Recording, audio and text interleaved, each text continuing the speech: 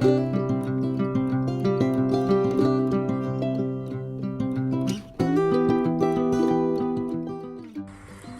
gardening friends, I have some bad news for you. We have white rot in my garlic patch, and I am freaking pissed off. There's nothing worse than spending months growing something, and just before harvest, you find out there is some sort of fungal infection in your soil. Here's the thing. I've been observing and seeing these white leaves for about a week now. And I just assumed because we're so close to harvest that they're starting to die back. I dug one up last week and it was a little soggy on the bottom, so I just assumed I overwatered and I let it sit for about a week now. The leaves continue to yellow. Okay, something ain't right. I looked it up online and damn it, there's a thing called garlic white rot. So it appears that the infected area is on this side.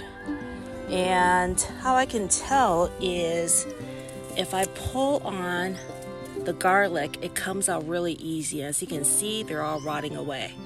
Now, some of them seem to be okay, so I'm going to put these aside for just a few minutes and check out the rest of the patch before I make a decision on what to do with this. As I'm just going to go around and yank on these gently, one by one. If they're still attached to the soil, I think they're doing just fine. Based on my research, once you have this in your soil, this will last probably 20 plus years in this patch. It looks like I'm not going to be able to grow garlic or onions ever again in this patch. It appears that the infection is pretty much isolated right in this area. I've lost about 30 bulbs of garlic, but that's okay because we probably have 100 more. Whew, now I feel a little better. All right, to be safe, I think what I'm going to do is I'm not going to save any of them, try to salvage any of these. I'm going to just burn them. Unfortunately, I didn't really find a good homemade solution online when it comes to fungal treatment of white rot in your soil. So, looks like it's going to be an experiment. I'm going to hack it. I have baking soda laying around. I have homemade vinegar lying around. I threw on my rubber garden boots so I don't track all the spores around on my tennis shoes while I'm working right here in this crappy soil, because the last thing I want is to spread this all over my yard. Ain't gonna be perfect, but a little bit of prevention is better than nothing. I actually thought about this too. What I'm gonna do is I'm actually gonna harvest all the garlic that's still good. Maybe they're not quite ready, but I'd rather not take a chance. So I'm going to pull all these up.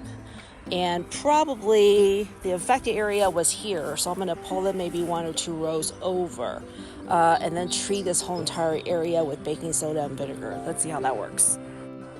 I may leave 1 or 2 plants in just as an experiment to make sure that the baking soda and vinegar is working. After further examination, I've decided to dig up the whole entire patch. Not a bad harvest, actually. This pile and a little bit more over here. I'm going to treat the whole entire area because I did find a couple of rotting ones here. Hey man, it's better than having a little bit of garlic than having any at all this year. Besides, I need to save some seeds for next year. I don't know if you guys can see, but little gnats, fungal gnats are out. That just tells me, yeah, this patch is infected. Okay, here's what I'm going to do first. This is probably overkill, and it'll probably change the pH of my soil. Because remember when you sprinkle baking soda, it actually increases the pH, meaning that you're going to have more alkaline soil. When you put vinegar in your soil, you're actually going to be making it more acidic, lowering your pH. As far as pH is concerned, you don't need a lot. You probably just need like maybe a couple of teaspoons in a gallon of water, that sort of thing, to change the pH. So this is pretty heavy-handed, but my goal here is to get rid of this fungal infection. I'm also going to treat these infected garlic with the same method. Now the fun part, fizz fizz. Woohoo!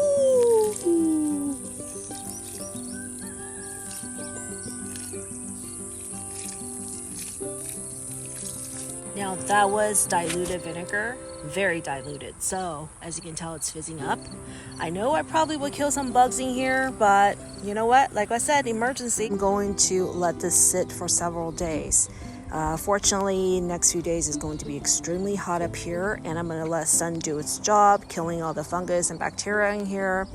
And my job is just to kind of keep on tilling and keep on maybe sprinkle some baking soda and more vinegar. Now, starting tomorrow, I think what I'm going to do is I'm actually going to be diluting the solution. Okay, meaning that I'm just going to get a sprayer, and I'll probably just use maybe like a couple of tablespoons in a gallon of water, that sort of thing. I'll just continue treating this. Last thing I'm going to do is spray myself down with some diluted soap and alcohol. You can use peroxide, you can use more vinegar, whatever works for you. But better safe than sorry. Again, it's not perfect, but at least we want to keep things as clean as possible when there's fungal infection. That's it for today. I will see you guys in the next couple days, and I'll keep you updated.